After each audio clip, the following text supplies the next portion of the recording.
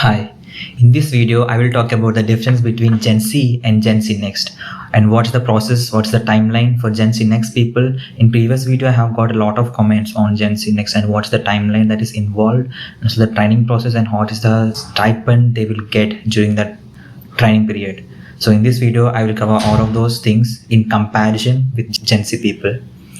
Now let's get into the video. Now before getting into it, let me tell you how I got to know about GenC Next, because I was from GenC. I reached out to a person who is my colleague working in the same company who is selected for GenC Next. So I contacted him and he said the process about GenC Next, and that's how I know about the process of GenC Next. So without any further ado, let's get into the video.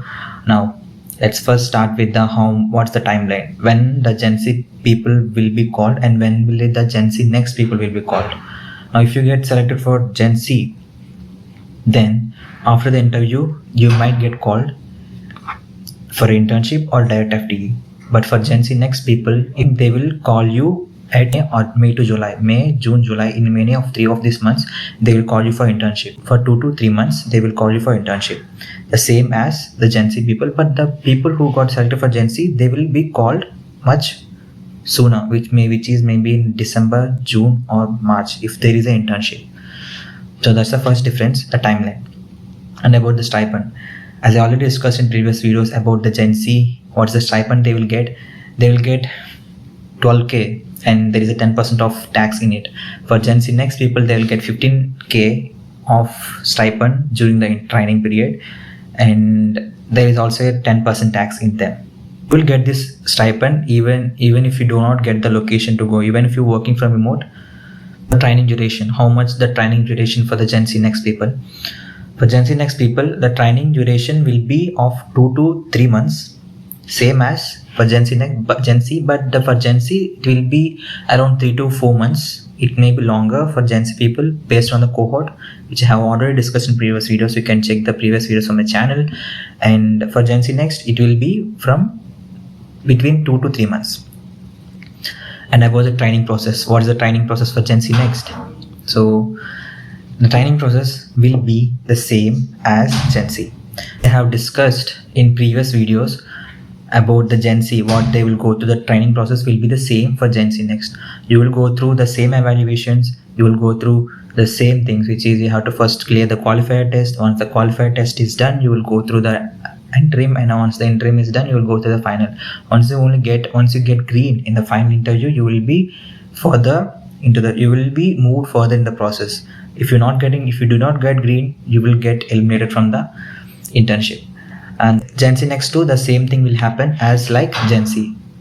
Now what happens once the training is completed? Once the training is completed, GenC people who gone through internship or got an FTE will be designated as program analyst training. But for people who have been through the GenC Next people who has been through the training, they will get designation as programmer analysts. So for the GenC people to go to programmer analyst, they have to work for 1 year for the designation. Once the 1 year is completed, they will be converted to programmer analyst. Now what are the roles that will be allotted for GenC people and GenC Next people? Now as per my observation with the GenC people, GenC, my friends and everyone, some people got developer roles, some people got L1 support roles, some people got support roles, some people's got, like, the technology that they will work on will be mostly not modern technologies. These are kind of technologies that are being outdated. Like many companies still use those technologies, so they will train you on those things, but because the company uses those things, so because of them they will train you on those things and you work from them. And for GenC Next too, they will work on the same kind of technologies, but the roles that GenC Next people get will be of L3 developer roles, mostly L3 developer roles, and kind of have some kind of complexity will be allocated for GenC Next people. That's the difference between GenC and GenC Next roles, how the roles are allocated once you join as FTE in Cognizant. If you are a person who has joined in Cognizant as a GenC, and if you want to go to GenC Next, then I have already made a clear video on how to do that in my channel. That link of that video here. You can check that out, and if you want to know more about it. Now coming to the salary differences, I don't know if I can say about my salary in this video or not, but you can check in the Google that you can just check like what is the enhanced salary of a GenC Next and GenC in working in Cognizant. You will get the same differences. Who are in the GenC in Cognizant will get the same kind of salary. People who has been 1 year converted to programmer analyst, you won't get the same salary as GenC Next. Okay, the GenC Next people, the salary they get once they join will not be same as you converting to programmer analyst 1 year after that. Okay, it will be different.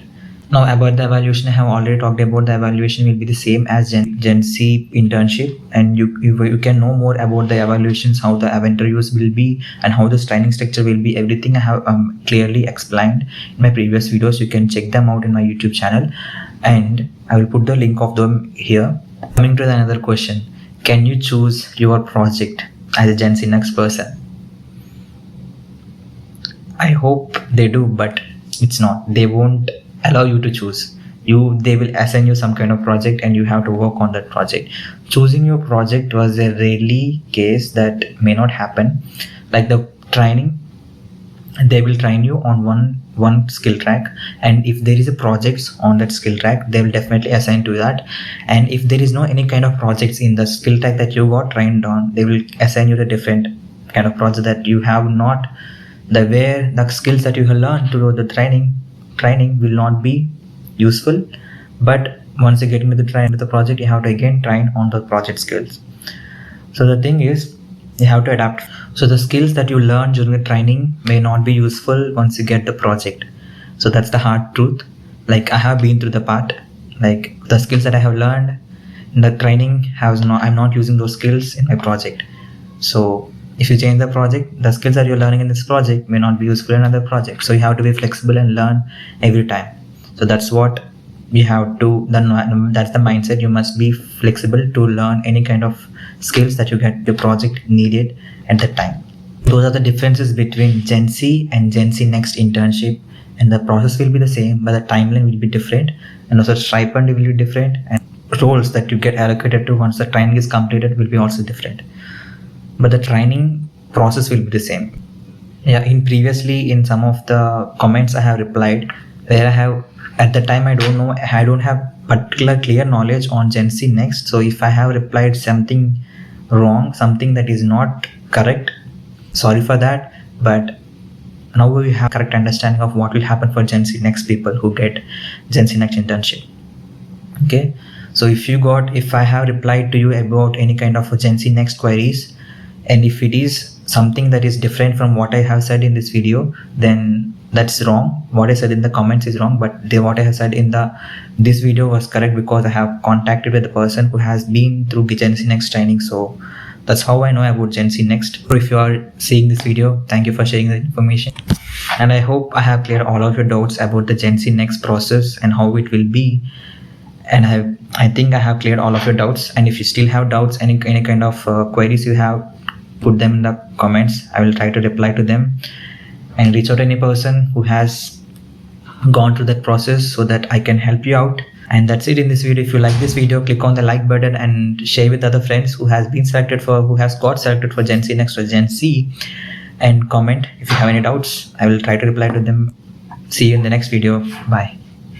And don't forget to subscribe to the channel if you're not a subscriber for more videos like this. Thank you, and see you in the next video. Bye. And thank you for 500 subscribers. It was like quite unreal for me, because I have started this journey with just one video, and I have got so many likes and comments on that video. So why not? I thought of making more videos so it could be helpful for you. And I have been in your position, not knowing what to do, what is the next process, and not having the clear path to the next thing right in that part. So that's why I have started this. It can be helpful for you and understand what will happen in your Cognizant process, and also sometimes in life, right? So thank you for subscribing to the channel. If you are a subscriber, thank you for subscribing, and if you're not a subscriber, subscribe.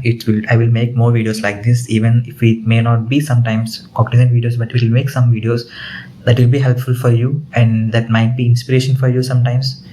I hope it will be inspiration for you. And that's what I want to say, and thank you for subscribing to the channel. That's it, and see you in the next video. Bye.